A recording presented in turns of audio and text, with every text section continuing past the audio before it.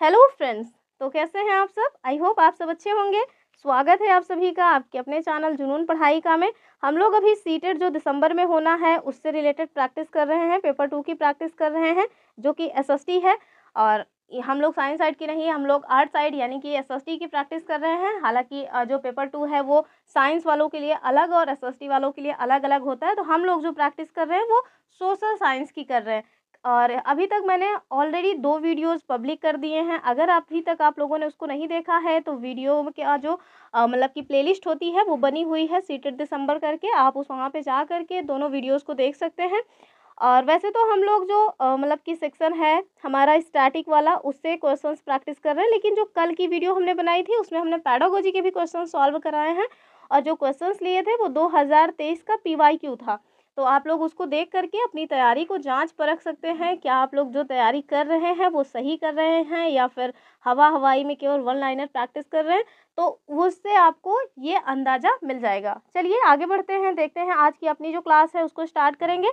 और इससे पहले आगे बढ़ें, अगर आप लोग पहली बार हमारे चैनल पे आए हैं तो चैनल को सब्सक्राइब ज़रूर कर लें और वीडियो को लाइक भी कर दें और इसको अपने फ्रेंड्स के साथ शेयर भी करें। चलिए देखते हैं आज का अपना पहला क्वेश्चन। जो हमारा पहला क्वेश्चन है, कह रहे हैं कि जो वायुमंडल के निचले भाग से लेकर के शिखर तक मतलब कि वायु स्तंभ मिलता है जिसको हम लोग ओजोन कहते हैं, उसकी मोटाई को हम लोग किस पैमाने में मापते हैं, यानी कि उसको उसका जो मात्रक है वो क्या है एग्जैक्टली आपसे यही पूछ रहा है कि जो ओजोन है उसका मात्रक क्या है। और आप सभी को पता होगा कि जो ओजोन गैस है, पहले तो ऑप्शन देख लेते हैं फिर बताते हैं ओजोन के बारे में। गॉप्शन यूनिट, डॉप्शन यूनिट, पार्ट्स यूनिट या फिर हॉप्शन यूनिट। तो आप सभी को पता होगा कि ये सारे बकवास जो है ये सब बिल्कुल भी नहीं होंगे। इसका जो राइट आंसर होगा वो हो जाएगा ऑप्शन बी, यानी कि डॉप्शन यूनिट। एग्जैक्टली ये होता है डाप्शन, और ये यहाँ पे डॉप्शन लिखा हुआ है लेकिन ये होता है डाप्शन। तो आप सभी को पता होगा कि जो हमारा वायुमंडल है उसमें टोटल मतलब 5 परतें होती हैं। और वो 5 परतों में आप देखिएगा सबसे निचली जो परत होती है वो होती है क्षोभ मंडल। उसके ऊपर आप जाएंगे तो आपको मिल जाएगी हमारी समताप मंडल, समताप मंडल। उसके ऊपर आप जाएंगे तो आपको मिल जाएगी समताप क्षोभ मंडल, समताप मंडल। और इसके बाद आपको मिलेगी जो हमारा मध्य मंडल है वो मध्य मंडल। उसके बाद आपको मिल जाएगा आयन मंडल, आयन मंडल। और सबसे लास्ट में आपको मिल जाएगा बहिर्मंडल। और जो बहिर्मंडल है वो कहाँ से कहाँ तक जाता है इसके बारे में आप किसी को भी जानकारी नहीं है। तो आप देखिए जो क्षोभ मंडल है, क्षोभ मंडल की जो ऊपरी परत है, ये जो आप परत देख रहे हैं क्षोभ मंडल की ऊपरी परत वो, और समताप मंडल की जो नीचे वाली परत है यहाँ पे आपको मिल जाता है क्या, तो यहीं पे आपको मिल जाता है इसको हम लोग वैसे तो बोलचाल की भाषा में कहते हैं कि ये ओजोन मंडल है। लेकिन अगर आपसे एग्जाम में पूछा जाएगा तो आपसे यही पूछा जाएगा कि वो समताप मंडल कौन सा है जिसमें ओजोन गैस पाई जाती है। तो यही जो आप पोजीशन देख रहे हैं, जो स्थिति देख रहे हैं, यहीं पे आपको मिलती है ओजोन गैस। फिर से एक बार बता रहे हैं, सपोज दैट ये हमारा वायुमंडल है, सपोज दैट कि अगर ये हमारा वायुमंडल है तो, और वायुमंडल में हमने टोटल 5 परतों को बता दिया, उसको फिर से नहीं बता रहे हैं। ये समझिए कि क्षोभ मंडल है, अगर ये सबसे जो निचली परत है ये क्षोभ मंडल है, और ये जो इसके ऊपर वाली जो परत है इसको हम लोग बोलते हैं समताप मंडल, समताप मंडल। तो जो हमारा क्षोभ मंडल है ये 8 से 50 किलोमीटर तक आपको मिल जाता है, 8 से 50 किलोमीटर तक ये आपको मिल जाएगा। तो आप देखिए कि यही जो 50 किलोमीटर है ना, यानी कि 25 से 50 किलोमीटर के मध्य में आपको क्या मिल जाता है, यही आपको मिल जाती है ओजोन गैस, या इसे ओजोन परत भी कहते हैं।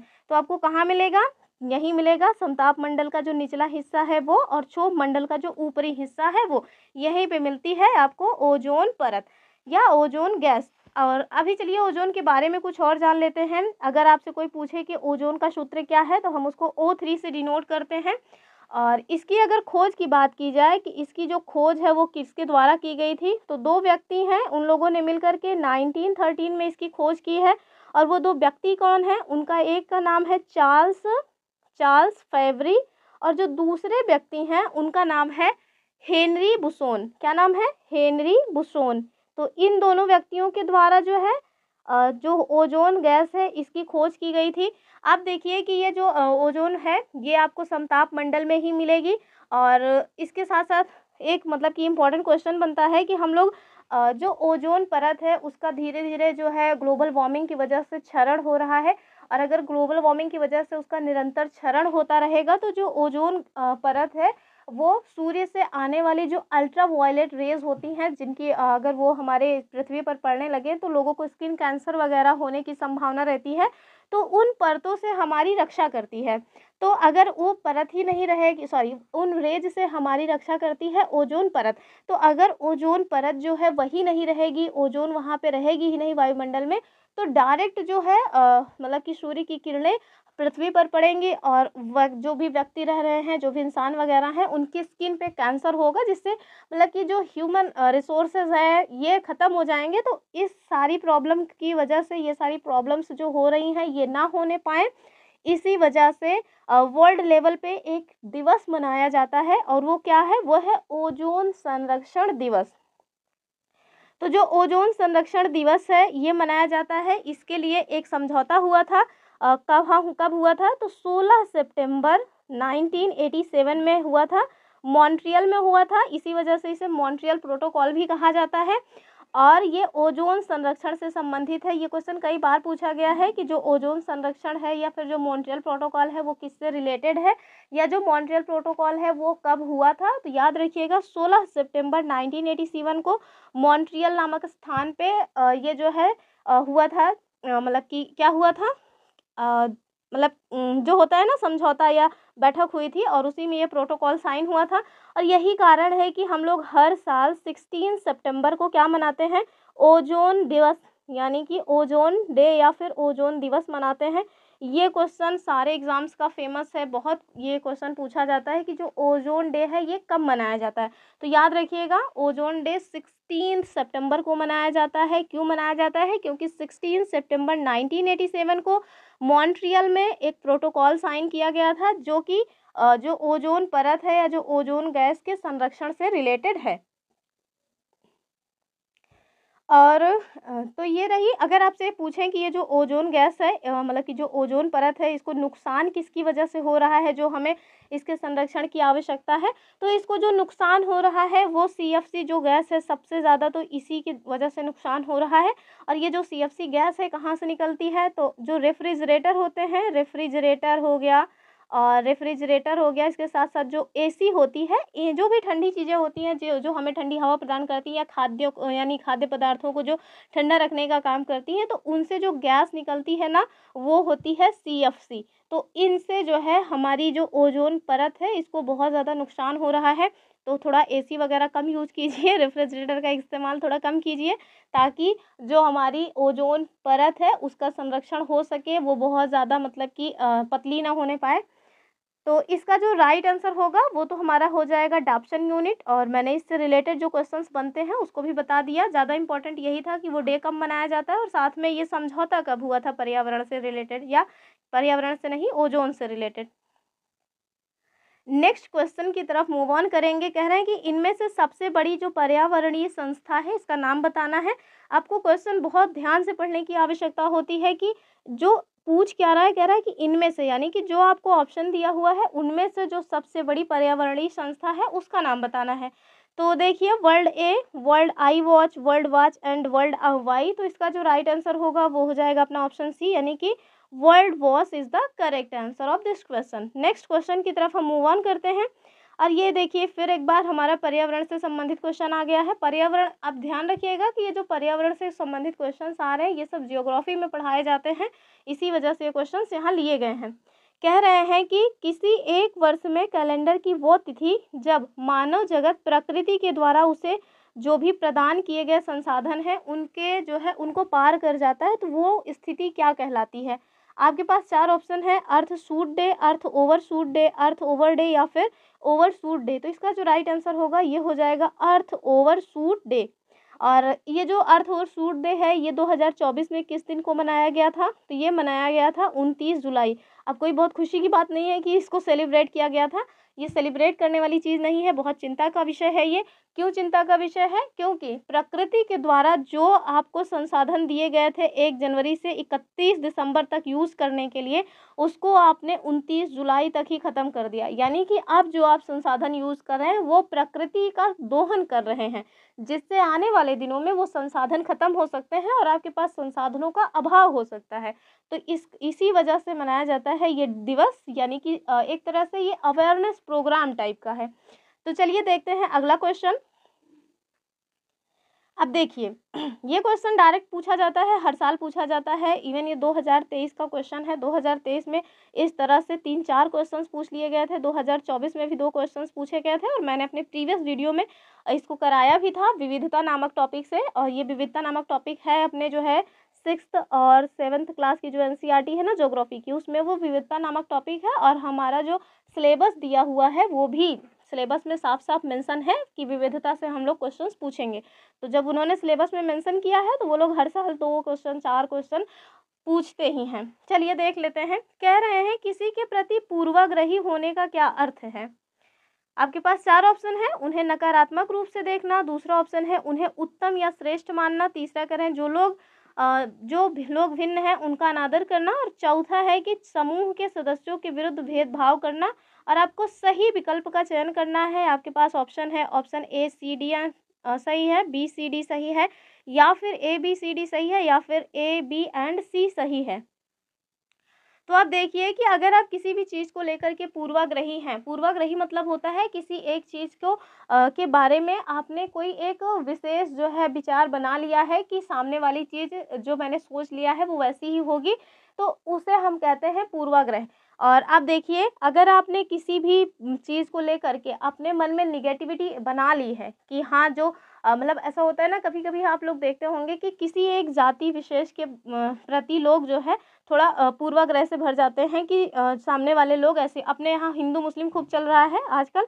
तो आप समझिए कि अगर किसी व्यक्ति ने ये सोच लिया है, किसी हिंदू व्यक्ति ने सोच लिया है कि मुस्लिम गंदे होते हैं या जो मुस्लिम है वो ठीक नहीं होते हैं, उनका कल्चर ठीक नहीं है, तो वो जब भी उनको देखेगा मुस्लिम्स को, उनको लेकर के वो कभी भी अच्छी सोच नहीं रखेगा, उन्हें हमेशा नकारात्मक रूप से ही देखेगा। और अगर कहीं ये सोच लिया है कि मुस्लिम्स बहुत अच्छे होते हैं, उनका धर्म बहुत अच्छा है, उनके अंदर जो भ्रातृत्व की भावना है वो बहुत अच्छी है, यद्यपि वहाँ जो है शुरू हुआ था अरब में, लेकिन देखिए यहाँ के लोग भी उनको जो है अपना भाई मानते हैं, पूरे वर्ल्ड में जहाँ भी मुस्लिम हो उसको अपना भाई मानते हैं। अगर उन लोगों ने इस तरह से एक पॉजिटिविटी जो है अपने मन में बिठा ली है, तो आप देखिएगा कि कहीं भी वो मुस्लिम्स को देखेंगे तो पॉजिटिव सोच रखेंगे। तो वही कह रहे हैं कि उन्हें उत्तम श्रेष्ठ मानना। अगर आपने किसी चीज़ को लेकर के अपने मन में बना लिया है कि सामने वाले जो बाबा जी हैं वो बहुत श्रेष्ठ हैं, तो सामने वाले बाबा जी अगर कुछ उल्टा सीधा भी करेंगे ना तो आप उनके लिए लड़ जाएंगे कि ना बाबा जी ऐसा नहीं कर सकते, बाबा जी तो महान है। तो ये जो है ना, ये आप किसी न किसी तरह के पूर्वाग्रह से ग्रस्त हो गए हैं। फिर आप देखिए कि अगर कोई व्यक्ति उनसे भिन्न मिल जाएगा आपको, तो आप उनका अनादर करेंगे। क्यों? क्योंकि आप तो जानते हैं कि वही बाबा जी श्रेष्ठ हैं, उन्होंने जो कहा वही सत्य है, उनके अलावा जो लोग भी कुछ भी कह रहे हैं वो सब मतलब बेकार ही है, झूठ ही है। तो ये भी पूर्वाग्रह का ही लक्षण है। और देखिए कि समूह के सदस्यों के विरुद्ध भेदभाव करना, तो ये काम भी आप करेंगे ही एक समूह को लेकर के। अगर आपने किसी भी तरह की पूर्वाग्रह को बना लिया है अपने मन में, अपने माइंड को सेट कर लिया है, तो जो अन्य समूह के लोग होंगे उनके प्रति आपकी जो भावना है वो निगेटिव हो जाती है। तो इसका जो राइट आंसर होगा वो हो जाएगा option A B C and D, सभी के सभी करेक्ट हैं। पूर्वाग्रही होने से ये सारे अर्थ निकलते हैं। अगला क्वेश्चन हम देखेंगे, और ये देखिए ये डायरेक्ट एनसीईआरटी से क्वेश्चन है, ये भी 2023 का ही क्वेश्चन है, थोड़ा लेंदी क्वेश्चन है। जैसे कि मैंने आपको बताया जो हमारा सीटेट है ना वो बहुत लेंदी क्वेश्चंस पूछता है, और हमने देखा है यूट्यूब पे ज़्यादातर लोग वन लाइनर प्रैक्टिस करते हैं। मैंने भी ये वीडियोस बना के देखे हैं कि जो वन लाइनर टाइप के क्वेश्चंस होते हैं ना उस पर बच्चे ज़्यादा इंटरेक्ट करते हैं, उस पर ज़्यादा टाइम देते हैं, उसको ज़्यादा जो है लाइक भी करते हैं, शेयर भी कर देते हैं। लेकिन जो लेंदी क्वेश्चंस होते हैं, जो सीटेट एग्जैक्टली क्वेश्चंस पूछता है, जब उस टाइप के क्वेश्चंस आप कराने लगो ना तो बच्चे भाग जाते हैं, फिर उसको नहीं देखते हैं।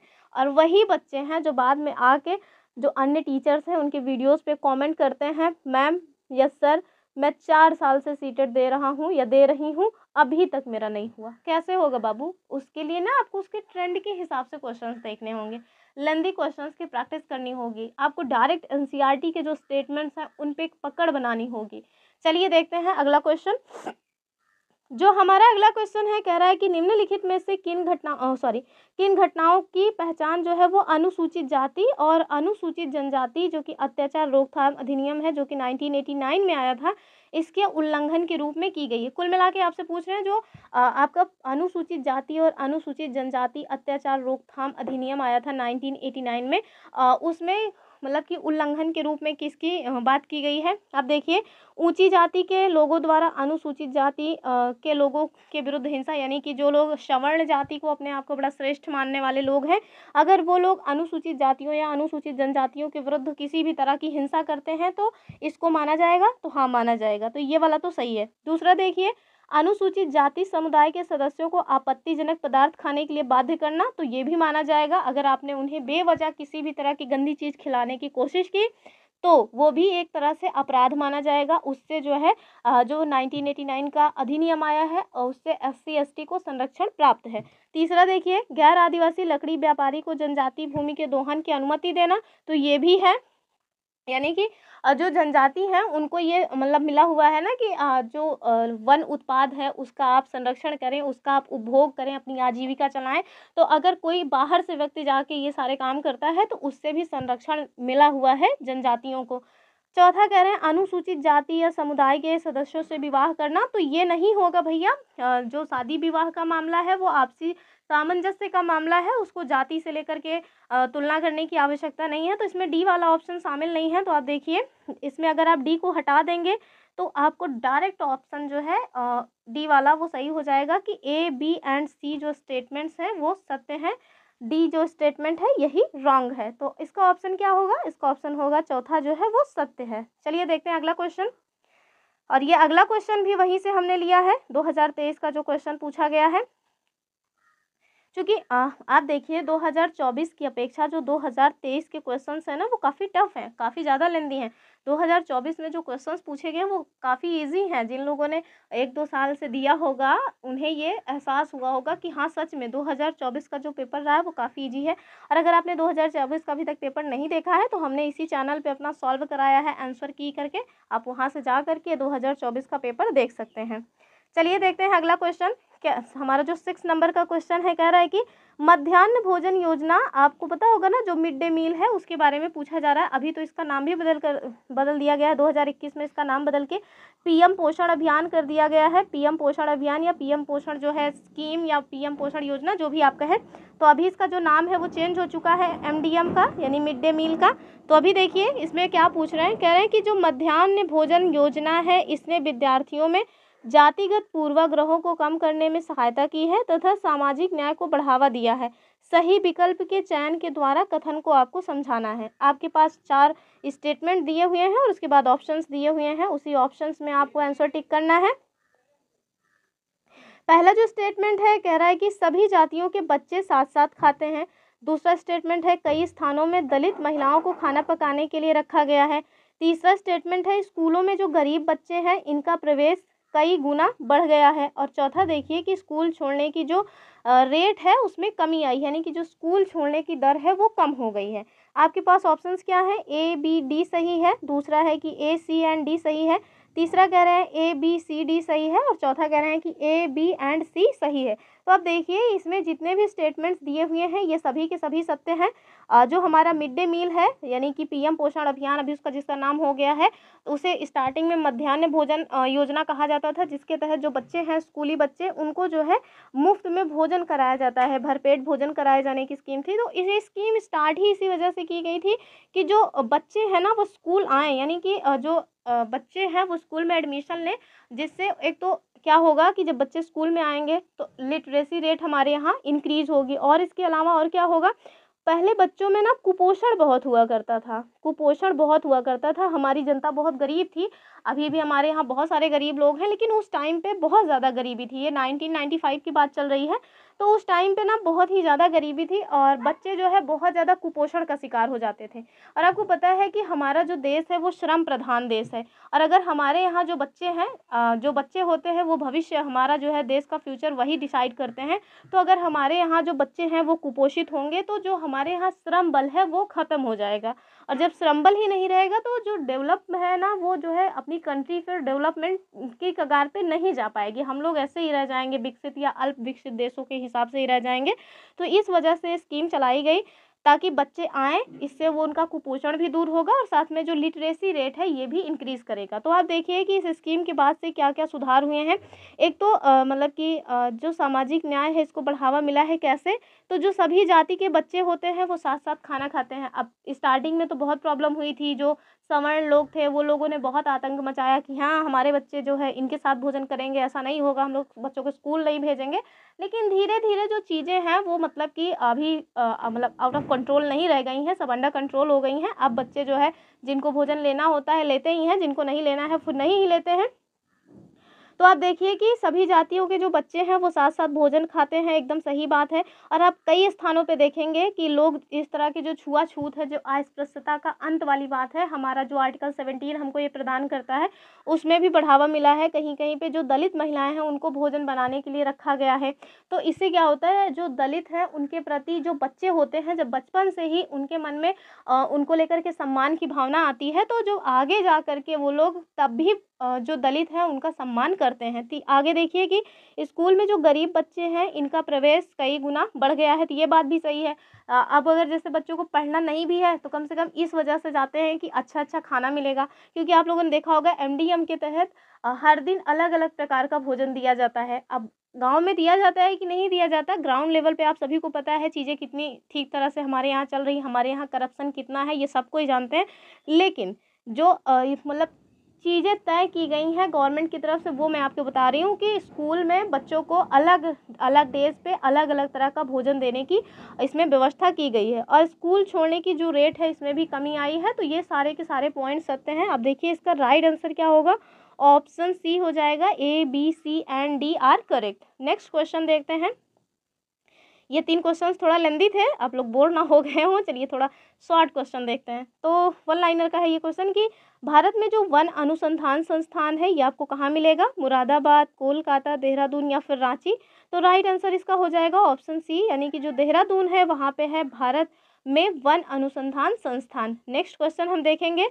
और जो हमारा नेक्स्ट क्वेश्चन है ये कह रहा है कि विश्व जल दिवस कब मनाया जाता है? 22 मार्च, 23 मार्च या 23 अप्रैल या फिर 27 जून? तो इसका जो राइट आंसर होगा वो हो जाएगा अपना 22 मार्च। और एक और क्वेश्चन बता देते हैं, कभी-कभी पूछ लिया जाता है पृथ्वी दिवस कब मनाया जाता है? ये पृथ्वी दिवस जो है वो 22 अप्रैल को मनाया जाता है, जबकि आप देखिए 22 मार्च को क्या मनाया जाता है? विश्व जल दिवस। और आपसे ये पूछा जा सकता है कि जो मतलब कि विश्व जल दिवस इस बार मनाया गया उसकी थीम क्या थी? तो चलिए थीम बता देते हैं, थीम खूब पूछा जाता है। और इसकी थीम क्या थी? इसकी थीम थी शांति के लिए जल का लाभ, शांति के लिए जल का लाभ उठाना, जल का लाभ उठाना। अब वैसे यहाँ पे पूछे जाने के चांस कम है, क्यों? क्योंकि यहाँ के करंट अफेयर से मामला नहीं पूछा जाता, लेकिन फिर भी जाने रहिए, किसी और एग्जाम में काम आ सकता है आपको थीम। और अगला देखते हैं, अगला क्वेश्चन जो है हमारा वो क्या कह रहा है। अब देखिए ये अम्ल लिखा हुआ है, ये आधा माह है, मतलब ये अम्ल है दरअसल, ये अरे ठीक है आप समझ लीजिए। तो जो अम्ल वर्षा है उसमें आपको बताना है कि जल में कौन सा अम्ल मिल जाता है जिसकी वजह से अम्ल वर्षा होती है। तो चलिए देख लेते हैं अपने ऑप्शंस। पहला ऑप्शन है कि हाइड्रोक्लोरिक अम्ल और नाइट्रिक अम्ल। वैसे आप सभी को पता होगा, बहुत फेमस क्वेश्चन है ये। नाइट्रिक अम्ल या फिर सल्फ्यूरिक अम्ल, और हाइड्रोक्लोरिक अम्ल और एवं सल्फ्यूरिक अम्ल, क्लोरीन एवं नाइट्रिक अम्ल। तो इसका जो राइट आंसर होगा वो क्या हो जाएगा? उसका जो राइट आंसर होगा वो हो जाएगा नाइट्रिक अम्ल एंड सल्फ्यूरिक अम्ल। According to the option B is the correct answer of this question. यानी कि जो ऑप्शन बी है नाइट्रिक अम्ल और सल्फ्यूरिक अम्ल, इसकी वजह से अम्ल वर्षा होती है। अगला क्वेश्चन देखते हैं अपना हम। और जो हमारा अगला क्वेश्चन है, देखिए संविधान से क्वेश्चन पूछा गया है। कह रहा है कि निम्नलिखित में से कौन सा एक भारत के संविधान में सम्मिलित मूल अधिकारों में शामिल नहीं है? तो फंडामेंटल राइट्स के बारे में पूछा जा रहा है। अभी मैं आपको फंडामेंटल राइट्स के बारे में काफ़ी कुछ बताऊंगी, आँख कान नाक सब खोले रखिएगा। स्टेटमेंट 1 है, स्टेटमेंट क्या है? ऑप्शन है समता का अधिकार, बी है स्वतंत्रता का अधिकार, सी है शोषण के विरुद्ध अधिकार, जबकि हमारा चौथा है सूचना का अधिकार। तो आपको बताना है कि भारत के संविधान में जो हमें मौलिक अधिकार दिए गए हैं उसमें ये जो ऑप्शंस दिए गए हैं इनमें कौन सा शामिल नहीं है। तो चलिए देख लेते हैं, इसका जो सही आंसर होगा वो तो हो जाएगा ऑप्शन डी, यानी कि जो राइट टू इन्फॉर्मेशन है, राइट टू इन्फॉर्मेशन यानी कि सूचना का अधिकार जो है वो आप देखेंगे कि ये फंडामेंटल राइट नहीं है, जबकि जो समता का अधिकार है ये भी फंडामेंटल राइट्स है, स्वतंत्रता का अधिकार भी फंडामेंटल राइट है, और जो शोषण के विरुद्ध अधिकार है ये भी फंडामेंटल राइट्स है। सॉरी। तो जो हमारा संविधान है उसमें आप देखेंगे टोटल जिसमें 25 भाग हैं, उसमें जो भाग 3 है उस भाग 3 में जो प्रोविज़न है वो किससे प्रोविज़न है, तो फंडामेंटल राइट्स यानी कि मौलिक अधिकारों का प्रोविज़न किया गया है। और ये जो मौलिक अधिकारों की बातचीत है ये हमने कहाँ के संविधान से ग्रहण किया है, तो हमने ये यूएस के संविधान से लिया हुआ है, यानी कि जो यूनाइटेड स्टेट्स ऑफ अमेरिका है वहाँ से हमने इसको ग्रहण किया है। टोटल इसमें जो मतलब आर्टिकल्स हैं कहाँ से कहाँ तक हैं, तो आप देखिए जो इसमें आर्टिकल है वो है आर्टिकल 12 से आर्टिकल 35 तक, और इन्हीं आर्टिकल 12 से 35 तक में आपको फंडामेंटल राइट्स के बारे में बताया गया है। तो वर्तमान में टोटल आपको जो है 6 फंडामेंटल राइट्स मिले हुए हैं। स्टार्टिंग में आपको 7 फंडामेंटल राइट्स मिले थे, लेकिन एक संविधान संशोधन होता है जो है जिसका नाम है 44वां संविधान संशोधन। और कब होता है, तो जो 44वां संविधान संशोधन है ये होता है 1978 में। और इसके माध्यम से आपको जो प्रॉपर्टी का राइट था, यानी कि जो 7वां मूल अधिकार मिला था प्रॉपर्टी को लेकर के, उसको हटा करके फंडामेंटल राइट्स से कहाँ पे रख दिया गया है, तो उसको फंडामेंटल राइट्स से हटा करके रख दिया गया है जो हमारे संविधान का भाग 12 है, और उसमें यानी कि भाग 12 में आर्टिकल 300 का के तहत रख दिया गया है हमारे प्रॉपर्टी के राइट को। तो अभी वर्तमान में हमारे पास टोटल 6 मूल अधिकार ही हैं। और इसमें देखिए जो ऑप्शन दिए हुए हैं जिसमें आपको पहला है समता का अधिकार, तो जो समता का अधिकार है ये आपको आर्टिकल 14 से आर्टिकल 18 तक मिलेगा।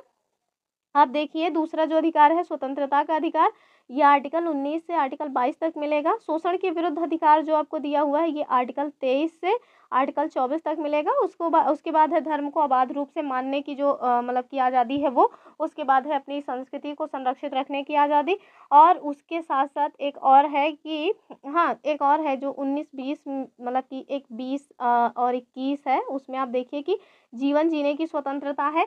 और एक लास्ट है वो है संवैधानिक उपचारों का अधिकार, जो कि हमें आर्टिकल 22 के अंतर्गत मिला हुआ है, सॉरी आर्टिकल 22 नहीं आर्टिकल 32 के अंतर्गत मिला हुआ है, जिसको हम कहते हैं संवैधानिक उपचारों का अधिकार। ये डायरेक्ट जो है उसमें दिया हुआ है एनसीईआरटी में कि जो कौन सा भाग है जिसे हम संविधान की आत्मा कहते हैं। तो अगर कोई आपसे पूछे कि कौन सा भाग है जिसे हम संविधान की आत्मा कहते हैं, तो आप याद रखिएगा भाग 3 यानी कि मूल अधिकार जो है हम उसे संविधान की आत्मा कहते हैं। मेरे जो कथन है उसको ध्यान से सुनिएगा वरना कंफ्यूज हो जाएंगे। जबकि अगर कोई आपसे पूछ ले कि जो डॉक्टर भीमराव अंबेडकर जी हैं इनके हिसाब से वो कौन सा अनुच्छेद है जो संविधान की आत्मा कहलाता है, तो आप देखिए कि जो हमारा आर्टिकल 32 है उसे उन्होंने संविधान की आत्मा कहा है, जिसमें संवैधानिक उपचारों का अधिकार है। और ये संवैधानिक उपचारों का अधिकार क्या है, सपोज दैट कल को आपका जो फंडामेंटल राइट है उसका किसी के द्वारा हनन किया जा रहा है, तो आप डायरेक्ट सुप्रीम कोर्ट जा सकते हैं आर्टिकल 32 के तहत। हाई कोर्ट भी जाने का प्रोविज़न है लेकिन वो आर्टिकल 2 to 6 में है, तो उसको यहाँ नहीं देख रहे। और इससे अगर आप सुप्रीम कोर्ट जाएंगे तो सुप्रीम कोर्ट कर क्या सकती है एग्जैक्टली, तो जो सुप्रीम कोर्ट है वो टोटल 5 प्रकार की रिट जारी करके जो आपका फंडामेंटल राइट्स है उसका हनन होने से बचा सकती है। तो ये सारे पॉइंट्स याद रखिएगा। अगला क्वेश्चन देखते हैं, इसका जो राइट आंसर होगा वो तो हो जाएगा अपना ऑप्शन डी। हम बहुत डिटेल में क्वेश्चंस को डिस्कस करते हैं, क्यों, क्योंकि अगर उससे रिलेटेड कोई क्वेश्चंस बने तो मतलब पूछे जाएं तो वो आपसे बन जाएं। अभी देखते हैं अगला क्वेश्चन, वरना क्वेश्चन का आंसर तो बता के आगे निकल सकते हैं, थोड़ा उससे टाइम बच जाएगा, लेकिन टाइम बचा के क्या करिएगा अगर कोई नॉलेज ही ना मिले। अगर आप मुझे मेरे वीडियोस को टाइम दे रहे हैं तो आपको फिर उससे फुल लाभ मिलना चाहिए। चलिए देखते हैं अगला क्वेश्चन। कह रहा है कि भारत के संघ की कार्यपालिका किन किन से मिलकर के बनती है। तो संघ की कार्यपालिका जो हमारा भाग 5 है उसी में संसद के बारे में बताया गया है। और चलिए देख लेते हैं किससे किससे मिलकर के बनती है जो हमारी संसद है। वो कह रहे हैं कि राष्ट्रपति, उपराष्ट्रपति, लोकसभा अध्यक्ष और मंत्रिपरिषद। बहुत गलत बात है। दूसरा कह रहे हैं कि राष्ट्रपति, राज्यसभा के उपसभापति, लोकसभा अध्यक्ष और प्रधानमंत्री। सॉरी, ये संघ की कार्यपालिका की बात कर रहे हैं, जबकि मुझे लगा कि ये संसद के बारे में पूछ रहे हैं, गलत हो गया। मैं इसको संसद समझ के जो है आपको उत्तर इसका बताना चाह रही थी। तीसरा हम देखते हैं, कह रहे हैं कि राष्ट्रपति और मंत्रिपरिषद। चौथा है राष्ट्रपति, उपराष्ट्रपति और मंत्रिपरिषद। तो इसका जो राइट आंसर होगा वो आप देखिए, इसमें राष्ट्रपति भी शामिल हो जाएंगे, राज्यसभा के उपसभापति, लोकसभा अध्यक्ष और प्रधानमंत्री। राष्ट्रपति, उपराष्ट्रपति, लोकसभा अध्यक्ष और मंत्रिपरिषद। राष्ट्रपति शामिल होंगे, उपराष्ट्रपति, लोकसभा के अध्यक्ष और मंत्रिपरिषद। राष्ट्रपति, लोकसभा के उपसभापति, लोकसभा अध्यक्ष और प्रधानमंत्री। तो इसका जो राइट आंसर होगा वो होना चाहिए मेरे ख्याल से ऑप्शन ए कि राष्ट्रपति, उपराष्ट्रपति, लोकसभा अध्यक्ष और मंत्रिपरिषद सबके द्वारा मिल करके ही जो है जो संघ की कार्यपालिका है वो मतलब कि बनती है। क्योंकि जो प्रधानमंत्री है ना वो भी मंत्रिपरिषद का ही हिस्सा होते हैं, बस मंत्रियों में वो श्रेष्ठ होते हैं। यानी कि जैसे होता है ना कि जो सभी के मध्य प्रथम, यानी कि मंत्रिपरिषद का ही हिस्सा वो भी हैं, बस वो मंत्रिपरिषद के हेड हैं। तो इसका राइट आंसर मेरे ख्याल से ऑप्शन ए होना चाहिए। और जो मैं आपको बताने वाली थी संसद को लेकर के, जिसकी वजह से मैं थोड़ा इसको पढ़ के कंफ्यूज हो गई थी, वो है हमारा संसद। और हमारा जो संसद है इसमें आर्टिकल जो 79 है उसमें सॉरी यहाँ नहीं लिखते, इधर लिखते हैं ताकि स्पेस रहे। तो जो हमारा संसद है वो आर्टिकल 79 में बताया गया है। और आप देखिए कि जो हमारे संसद है उसका जो गठन है वो 3 पार्ट से मिलकर के या 3 लोगों से मिलकर के बनता है, जिसमें आपको लोकसभा भी मिल जाएगा, राज्यसभा भी मिल जाएगा, और जो हमारे प्रेसिडेंट होते हैं इनसे मिलकर के बनती है हमारी क्या, तो जो हमारा संसद है वो। जबकि जो संघ की कार्यपालिका है वो उसमें आप देखिए कि राष्ट्रपति भी शामिल होते हैं, उपराष्ट्रपति भी शामिल होंगे, लोकसभा के स्पीकर और मंत्रिपरिषद सारे लोगों से मिल करके हमारा जो कार्यपालिका है संघ की वो बनती है। अगला क्वेश्चन हम देखेंगे, थोड़ा फिर से लेंथी क्वेश्चन आ गया है, ये भी 2023 का क्वेश्चन है, मैंने बीच बीच में डाल दिए हैं ताकि आपको मतलब पता चलता रहे कि सच में हमें इसी टाइप के क्वेश्चंस प्रैक्टिस करने हैं। देखिए कहना है कि निम्नलिखित में से कौन से प्रावधान है जो भारतीय न्यायिक व्यवस्था की स्वतंत्रता सुनिश्चित करते हैं। हर बार जो है क्वेश्चन पूछा जाता है न्यायपालिका से, इस बार 2024 में नहीं पूछा गया है, तो पूरी जो है संभावना है कि अगला जो क्वेश्चन मतलब पेपर होगा उसमें पूछा जाए। तो चलिए देख लेते हैं, न्यायपालिका यानी सुप्रीम कोर्ट के बारे में पूछा जा रहा है। कह रहे हैं जो हमारा स्टेटमेंट ए है कि न्यायाधीशों की नियुक्ति की जो प्रक्रिया है इसमें विधायिका शामिल नहीं होती। न्याय भारतीय न्याय, हाँ देखिए आपसे एग्जैक्टली यही पूछ रहे हैं कि जो हमारे यहाँ स्वतंत्र न्यायपालिका का प्रोविज़न है, आप लोगों ने पढ़ा होगा कि हमारे यहाँ एकल और स्वतंत्र न्यायपालिका है, इसका प्रोविज़न किया गया है। तो ये आपको कहाँ से इसका जो है मतलब परिलक्षित कहाँ से होता है, कैसे आप जानते हैं कि जो है हमारी जो न्यायपालिका है वो स्वतंत्र है, किसी के दबाव में काम नहीं करती है, उसी को आपको यहाँ चूज करना है। पहला कह रहे हैं कि जो न्यायाधीश हैं इनकी नियुक्ति की प्रक्रिया में विधायिका शामिल नहीं होती, तो सही बात है, विधायिका का हाथ नहीं होता है इनको जो है शामिल कर, मतलब कि कौन जो है न्यायाधीश बनेगा इसके लिए इसमें विधायिका का हाथ नहीं होता। यानी कि प्रधानमंत्री, राष्ट्रपति या कोई अन्य जो मेंबर्स हैं वो लोग तय नहीं करते हैं, इन लोगों ने अपना खुद का एक कॉलेजियम बना रखा है, कॉलेजियम व्यवस्था है, उसी कॉलेजियम व्यवस्था के तहत जो न्यायाधीश हैं उनका चयन होता है। आगे देखिए न्यायाधीशों का निश्चित कार्यकाल, तो एकदम सही बात है, इनका जो कार्यकाल है वो भी निश्चित होता है। 65 वर्ष अगर सुप्रीम कोर्ट है तो 65 वर्ष हाईएस्ट होता है, 6 या 65 वर्ष जो भी पहले हो जाए। अब देखिए तीसरा है कि न्यायाधीशों के आचरण की संसद में चर्चा नहीं की जाएगी, एकदम सही बात है, न्यायाधीशों के आचरण की जो संसद है वहाँ पे चर्चा नहीं की जाएगी। चौथा कह रहे हैं सर्वोच्च न्यायालय के मुख्य न्यायाधीशों का जो शपथ है वो राष्ट्रपति दिलाते हैं, तो ये बात सही है, जो सर्वोच्च न्यायालय है उसके मुख्य न्यायाधीश को शपथ राष्ट्रपति के द्वारा दिलाई जाती है, ये बात एकदम सही है। लेकिन इस बात की वजह से जो है जो उनकी स्वतंत्रता है वो सुनिश्चित होती है या नहीं होती, इन सब पे कोई फर्क नहीं पड़ता। तो इसका जो राइट आंसर होगा वो होगा अपना ऑप्शन डी, यानी कि ए, बी एंड सी जो है वो करेक्ट है, चौथा ऑप्शन रॉन्ग है। अगला क्वेश्चन देखते हैं, और जो हमारा अगला क्वेश्चन है वो हमसे क्या पूछ रहा है, कह रहे हैं कि निम्नलिखित में से कौन सी बात है जो मुक्ति आंदोलन और सूफी आंदोलन में साझा नहीं होती है। यानी कि जो मुक्ति आंदोलन है और जो मतलब कि सूफी आंदोलन है उसमें ये जो पॉइंट्स आपको दिए हैं लगभग सब एक दूसरे के मतलब समान ही हैं, बस एक पॉइंट ऐसा है जो एक दूसरे से मिलता नहीं है, आपको वही बताना है। कह रहे हैं ईश्वर के प्रति निजी प्रेम, तो ये दोनों ही जो है लोगों को ईश्वर के प्रति निजी प्रेम था। मूर्ति पूजा को लेकर के इन लोगों में मतभेद है, रहस्यवाद भी दोनों लोगों को ही मतलब दोनों लोग ही मानते थे, और तीर्थ स्थान की यात्रा करना भी दोनों लोगों का उद्देश्य था। तो इसमें जो ऑप्शन सही होगा वो होगा ऑप्शन बी, यानी कि जो मूर्ति पूजा है वो इसमें आपस में इन लोगों की मूर्ति पूजा को लेकर के नहीं बनती थी। अगला क्वेश्चन देखते हैं, मैंने सोचा था 20-30 मिनट में मेरी क्लास आज हो जाएगी, पर लगता नहीं कि 20 मिनट में हो जाएगी, क्योंकि मैंने एक्सप्लेन ज़्यादा कर दिया ना दरअसल। फिर हम देखिए अगला क्वेश्चन, क्वेश्चन नंबर 14, मुस्लिम लीग ने अलग मुस्लिम राज्य का समर्थन किया था कब। 1906 में अपनी स्थापना के समय, और खिलाफत आंदोलन के समय, 1930 में जब उसने सविनय अवज्ञा आंदोलन का विरोध किया, या 1940 में लाहौर अधिवेशन के समय। तो इसका जो राइट आंसर होगा वो हो जाएगा 1940 में जो लाहौर अधिवेशन हुआ था उसी में पहली बार जो मुस्लिम लीग है उसने अलग राज्य का समर्थन किया था।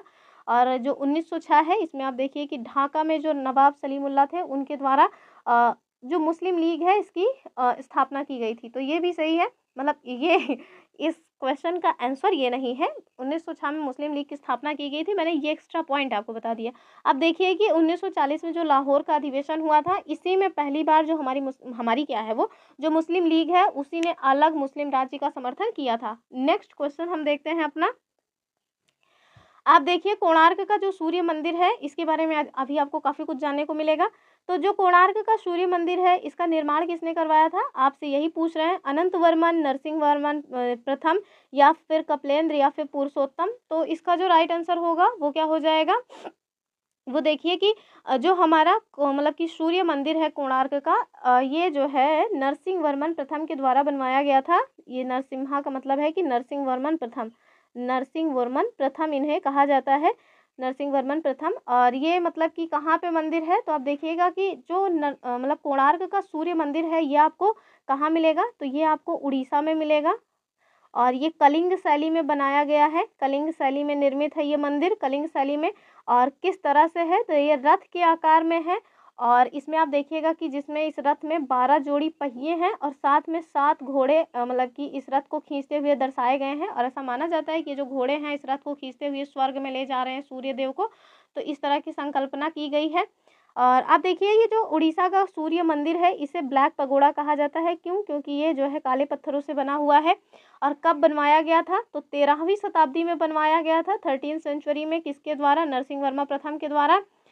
और इसका जो मतलब कि ये इतना इम्पोर्टेंट है कि इसकी जो वास्तुकला है इतनी इम्पोर्टेंट है कि इसमें जो मतलब इस तरह से इसको बनाया गया है कि जो सूर्योदय है, यानी कि जब भी सूर्य उदय होता है, जो उसकी पहली किरण होती है वो सीधे द्वार पे पड़ती है। किसके? तो कोणार्क सूर्य मंदिर के। और इसकी जो है इम्पोर्टेंस को देखते हुए इसको यूनेस्को के द्वारा 1984 में विश्व धरोहर स्थल में शामिल भी कर लिया गया। अभी हाल ही में जो है एक और मतलब कि विश्व धरोहर स्थल है जिसको यूनेस्को के द्वारा शामिल किया गया है, और वो कौन सा है?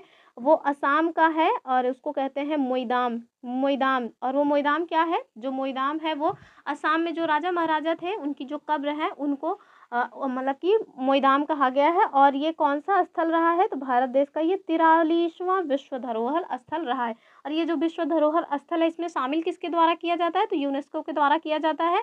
और यूनेस्को का जो 46वां सत्र रहा इस बार, यानी कि 2024 में, तो पहली बार उसकी जो अध्यक्षता है वो भारत के द्वारा की गई। ये मैंने थोड़ा एक्स्ट्रा पॉइंट आपको बता दिए, हालांकि इससे रिलेटेड नहीं है। इससे रिलेटेड क्यों नहीं है? क्योंकि ये करंट अफेयर का मामला है, तो करंट अफेयर के क्वेश्चंस आपको यहाँ नहीं पूछे जाएंगे, लेकिन आपके नॉलेज के लिए जाने रहिए। अगला क्वेश्चन देखते हैं। कह रहे हैं कि जो वायु प्रदूषण है इसका विश्वसनीय संकेतक क्या है? तो ये दरअसल संकेतक है, पहला है लाइकेन तथा मॉस, दूसरा आप देखिए फर्न, तीसरा है मॉस, और आगे आप देखिए लाइकेन्स तथा फर्न। इसका राइट आंसर क्या होगा? वो हो जाएगा मॉस एंड लाइकेन। अगला क्वेश्चन देखते हैं। जो हमारा अगला क्वेश्चन है वो क्या कह रहा है? आप देखिए कार्बन मोनोऑक्साइड से क्वेश्चन पूछा गया है कि कार्बन मोनोऑक्साइड जो है वो सर्वाधिक कहाँ से निकलती है? तो आप सभी को पता होगा कि मतलब कि जो इन अपूर्ण दहन होता है, फिर चाहे वो कोयले का हो या किसी भी चीज़ का अपूर्ण दहन होगा, तो वो जो है कार्बन डाइऑक्साइड के बदले कार्बन मोनोऑक्साइड निकालेगी। तो इसका जो राइट आंसर होगा, ऑप्शन देखते हैं, गोबर के उपलों को जलाने से, तो इससे तो कार्बन डाइऑक्साइड निकलती है। हरी पत्तियों को जलाने से, इससे भी आप CO2 भी देखेंगे। सिगरेट के धुएं से, इससे बेंजीन निकलता है। क्या निकलता है? बेंजीन। जबकि जो मोटर वाहन के धुएं हैं, जिसमें आप देखेंगे एकदम काला काला सा धुआं, जब गाड़ियां पुरानी हो जाती हैं तो उनसे क्या निकलता है? एकदम ब्लैक ब्लैक सा धुआं निकलता है। तो वो जो ब्लैक ब्लैक सा धुआं निकलता है ना, उसको ही हम लोग कहते हैं कार्बन मोनोऑक्साइड। और ये बहुत ही जहरीली गैस होती है। आप देखेंगे कि इससे व्यक्ति जो है दम घुटने से निपट भी सकता है, अगर ये गैस के जो है संपर्क में ज़्यादा आ जाए तो। इसका राइट आंसर क्या होगा? इसका राइट आंसर होगा अपना ऑप्शन बी। और अगर अभी तक आप लोग टिके हुए हैं और अभी तक आपने वीडियो को लाइक नहीं किया है, तो आप लोगों से रिक्वेस्ट है वीडियो को लाइक ज़रूर कर दें, और एटलीस्ट 1 से 2 दोस्तों को अपने ज़रूर शेयर करें। और क्योंकि आप ही लोगों के दम पे दम है, अगर आप लोग इसको शेयर ही नहीं करेंगे, लाइक ही नहीं करेंगे, तो वीडियोस बनाने का कोई मतलब ही नहीं मिलेगा, फिर मोटिवेशन ही नहीं आएगा वीडियोस बनाने का। जबकि आप सभी को पता है कि बहुत मेहनत लगती है वीडियोस बनाने में। अब जो लोग बनाते हैं उन्हें ही पता होगा कि वीडियोस बनाने में कितनी मेहनत लगती है, बहुत ज़्यादा टाइम जाता है। तो आप लोगों से रिक्वेस्ट है कि लाइक ज़रूर कर दिया करें, लाइक करने में आपका कुछ नहीं जाएगा। और 1-2 लोगों को शेयर भी ज़रूर कर दिया करें। चलिए देखते हैं अगला क्वेश्चन। कह रहे हैं जो शुष्क बर्फ़ है वो किसे कहा जाता है? आपके पास 4 ऑप्शन है, ठोस कार्बन डाइऑक्साइड, ठोस कार्बन मोनोऑक्साइड, पक्की मिट्टी या फिर एलपीजी। तो इसका जो राइट आंसर होगा वो हो जाएगा डीटीओ, यानी कि जो ठोस कार्बन डाइऑक्साइड है, सॉरी, हाँ, जो ठोस कार्बन डाइऑक्साइड होता है ना, इसे ही शुष्क बर्फ़ कहते हैं। अगला क्वेश्चन हम देखेंगे। जो हमारा अगला क्वेश्चन है थोड़ा ऊपर नीचे हो गया है, कोई बात नहीं, देख लेंगे। क्वेश्चन कह रहा है कि गांधी जी ने किसे काला कानून कहा था? 4 ऑप्शन है आपके पास, रॉलेट एक्ट और उसके साथ मॉन्टेग्यू घोषणा, हंटर आयोग या फिर कम्युनल अवार्ड। तो इसका जो राइट आंसर होगा वो हो जाएगा रॉलेट एक्ट। और ये कब का है रॉलेट एक्ट? ये 1919 का है। इसे मॉन्टेग्यू चेम्सफोर्ड सुधार भी कहा जाता है। और इसके तहत क्या प्रावधान था कि जो भी क्रांतिकारी लोग हैं उन्हें शक के बुनियाद पर कहीं से भी गिरफ्तार किया जा सकता है और बिना बेल के उन्हें जेल में डाला जा सकता है। तो इसे जो है गांधी जी के द्वारा काला कानून कहा गया, काला कानून कहा गया। और आगे देखिए मॉन्टेग्यू घोषणा, हंटर आयोग। अभी देखिए जो कम्युनल अवार्ड है ये बड़ा इंपॉर्टेंट है। ये कब का है? ये 1932 का है। आप सभी ने गोलमेज सम्मेलन का नाम जरूर सुना होगा। गोलमेज सम्मेलन, तो प्रथम गोलमेज सम्मेलन, द्वितीय गोलमेज सम्मेलन, तृतीय गोलमेज सम्मेलन जो कि लंदन में आयोजित किए गए थे। तो ये जो गोलमेज सम्मेलन है उन्हीं में आप देखिए कि जो गोलमेज सम्मेलन हुआ था 1932 में, इसमें क्या हुआ, इसमें आप देखिए पहले तो एक बात आप जानिए कि जो गोलमेज सम्मेलन हुए हैं 3, इसमें केवल एक बार ही ऐसा गोलमेज सम्मेलन हुआ जो कि दूसरा रहा और उसमें जो है कांग्रेस की तरफ से गांधी जी के द्वारा पार्टिसिपेट किया गया। बाकी गोलमेज जो पहला और तीसरा हुआ उसमें कांग्रेस की तरफ से कोई भी पार्टिसिपेट नहीं किया। तो आप देखिए जो बी आर अम्बेडकर जी हैं, कुछ क्वेश्चन बनता है कि कौन है जो हर साल जो है पार्टिसिपेट किए हैं, तो उसमें आपको बी आर अम्बेडकर जी का नाम मिल जाएगा। तो जो बी आर अम्बेडकर जी हैं इनकी डिमांड थी कि जो कम्युनल अवार्ड है यानी कि जो पृथक निर्वाचन पद्धति है वो दलितों को भी दी जाए। तो 1932 में जो कम्युनल अवार्ड आया था उसमें दलितों को भी कम्युनल अवार्ड मिल गया, मतलब कि वो जो पृथक निर्वाचन होता है ना उस वो प्रदान कर दिया गया था। पृथक निर्वाचन क्या होता है? पृथक निर्वाचन में केवल ये रहेगा कि जैसे अगर दलितों को पृथक निर्वाचन मिला तो सपोज दैट कल को विधानसभा का चुनाव होना है तो उसमें कोई दलित व्यक्ति ही खड़ा होगा और दलित ही उसमें वोटिंग भी करेंगे। और इससे क्या होता है? इससे ये होता है कि लोग एक दूसरे को पहचानना भूल जाते हैं। हमारे यहाँ बहुत ज़्यादा अभी जैसे हम लोग कोशिश करते रहते हैं ना कितनी भी जाति व्यवस्था को बढ़ावा दे लें, लेकिन जब वोटिंग का टाइम आता है तो फिर चाहे किसी भी मतलब कि जाति का व्यक्ति हो वो हर जाति के व्यक्ति के घर जाता है, उससे वोटिंग वगैरह के लिए रिक्वेस्ट करता है। लेकिन अगर कम्युनल अवार्ड में जो दे दिया गया था पृथक निर्वाचन, उस पृथक निर्वाचन की व्यवस्था अगर आज होती तो आप देखते कि हर एक जातियों को मिल चुका था। चूँकि 1932 तक जो कम्युनल अवार्ड आया था उसमें आप देखेंगे कि पृथक निर्वाचन हर जाति को मिल चुका था। 1919 में तो मुस्लिम को मिल ही गया था। आगे चल कर के 1909 में ही मुस्लिम को मिल गया था। तो जो 1909 है उसमें मुस्लिम को मिल गया था। फिर 1919 जो आया उसमें आप देखें सिख को मिल गया, ईसाइयों को मिल गया, जो हिंदू मतलब कि आंग्ल भारतीय थे उनको मिल गया। आगे जो बचा खुचा था वो 1932 में दलितों को भी मिल गया। तो इससे क्या होता? सिख अलग अपने में ही मतलब घिरे पड़े हुए हैं, अन्य लोगों को नहीं पहचान रहे। मुस्लिम अपने ही में मतलब घिरे पड़े हैं, वो भी अन्य लोगों को नहीं पहचान रहे। तो इससे जो हमारे यहाँ विविधता में एकता वाला कंसेप्ट है ना ये एकदम चूर चूर हो जाता। लोग एक दूसरे को बिल्कुल ना पहचानते और हमेशा एक दूसरे को खाने को दौड़ते रहते। तो ये वोटिंग जो है ना ये आपस में एक दूसरे को बहुत ज़्यादा तो नहीं, लेकिन हाँ ये कहेंगे कि थोड़ा बहुत जोड़ के रखती है। लालच में ही सब एक दूसरे से जुड़े हुए हैं, बाकी कौन किसको पूछता है। आजकल की जो पोजीशन है, जो सिचुएशन हमारे यहाँ चल रही है वो किसी से छुपी नहीं है। किस तरह से हिंदू जो है मुस्लिम चल रहा है अपने यहाँ, तो ये सब बहुत गलत बात है। हम लोगों में हमारी जो इतने सालों की विरासत है हिंदू मुस्लिम एकता, उसको हमें बचा के रखना चाहिए, संजो के रखना चाहिए। वैसे भी शक्ति एकता में ही है, वरना कल को फिर कोई आएगा और जो है इन्वेस्ट करेगा और हम लोगों को लूट के चला जाएगा, फिर हम लोग कुछ नहीं कर पाएंगे। आप सब ने हिस्ट्री पढ़ी होगी, हिस्ट्री में आप सभी को ये चीज़ ज़रूर पता चली होगी कि अगर हमारे यहाँ जो लोग थे, जो शासक थे, वो इतने बलशाली थे लेकिन उन लोगों में एकता नहीं थी। यही कारण है कि लोग आए मतलब कि और हमें लूटे, हमारा शोषण किए और फिर हमारा सारा का सारा खजाना लूट के चले गए, हम लोग कुछ नहीं कर पाए। तो अगर हमारे यहाँ शक्ति होती तो किसी की हिम्मत नहीं थी कि भारत देश को सोने की चिड़िया से कंगाल बना सके। तो ये जो कम्युनल अवार्ड है ना, इसके तहत इन लोगों ने जब दलितों को भी दे दिया पृथक निर्वाचन, तो जो गांधी जी हैं वो बहुत मतलब इससे बहुत ज़्यादा आहत हुए।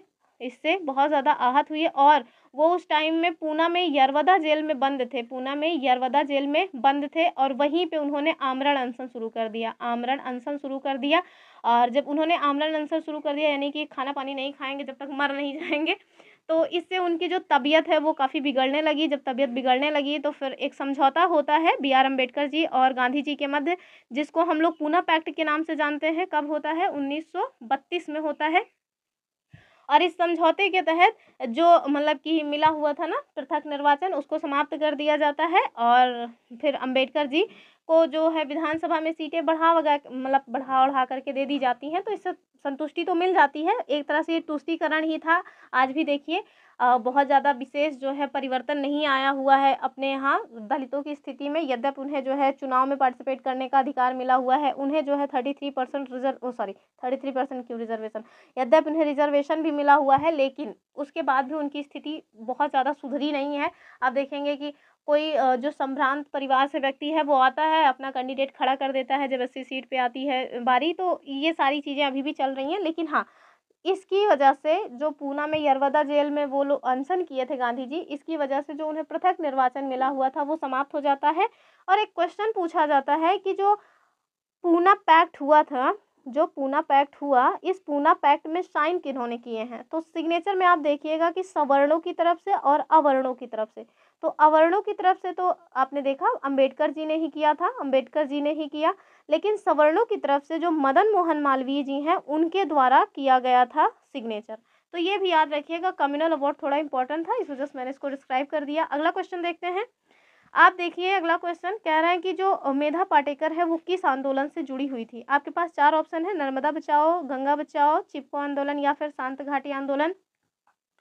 तो जो मेधा पाटेकर है वो नर्मदा आंदोलन से जुड़ी हुई थी, नर्मदा बचाओ आंदोलन। और ये कब का है? तो 1980 का है।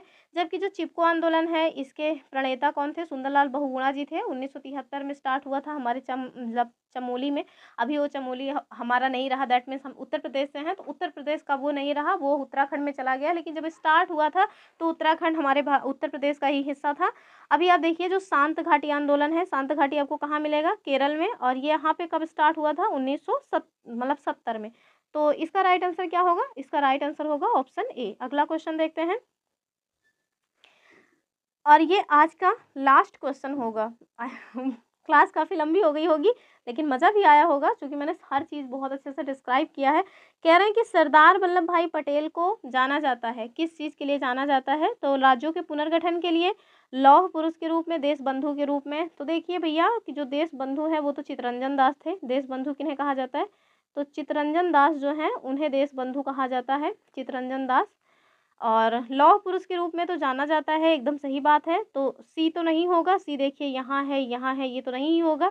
और अगर बी अकेले अगर आप लोग सोच रहे हैं तो वो है ही नहीं, आप देख ही रहे हैं। तो इसका जो राइट आंसर होगा वो हो जाएगा ऑप्शन ए, यानी कि जो सरदार वल्लभ भाई पटेल हैं इन्हें राज्यों का जो है क्या हुआ, राज्यों का मतलब पुनर्गठन जो हुआ था उसके लिए भी जाना जाता है और लौह पुरुष के रूप में भी जाना जाता है। तो राज्यों का जो एकीकरण है, ध्यान रखिएगा, राज्यों का पुनर्गठन और एकीकरण दोनों अलग अलग पॉइंट्स हैं, इसको मिसमैच मत करिएगा, लेकिन ये दोनों से ही जुड़े हुए हैं। तो इस वजह से इसका राइट आंसर आप क्या मारेंगे? राइट आंसर मारेंगे 1 एंड 2, यानी कि option A and B both are correct answer of this question. तो ये रहे आज की अपनी क्लास। आई होप आप लोगों को क्लास पसंद आई होगी। मैंने लगातार हर चीज़ों को एक्सप्लेन करने का प्रयास किया है। थोड़ा क्लास लेंदी हो सकती है लेकिन लेंदी क्लास है तो क्या हुआ, नॉलेज भी आपको भरपूर मिली होगी, कुछ नए पॉइंट्स ज़रूर जानने को मिले होंगे। और आई होप आपको सब कुछ अच्छा लगा होगा, पसंद आया होगा, समझ आया होगा। और अगर पसंद आया है, समझ आया है तो आप लोग हमारी वीडियो को लाइक भी कर दें, शेयर भी करें और चैनल को भी सब्सक्राइब कर लें। चलिए फिर मिलेंगे अपने नेक्स्ट वीडियो में, तब तक के लिए बाय बाय एंड जय हिंद।